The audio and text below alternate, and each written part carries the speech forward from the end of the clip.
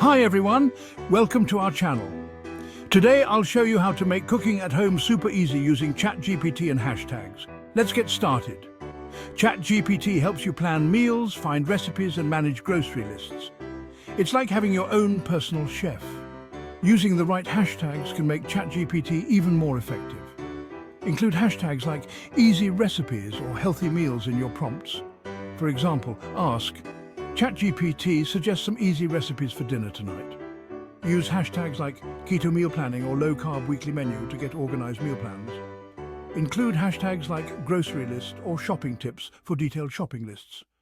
Use hashtags like cooking tips or kitchen hacks for step-by-step instructions.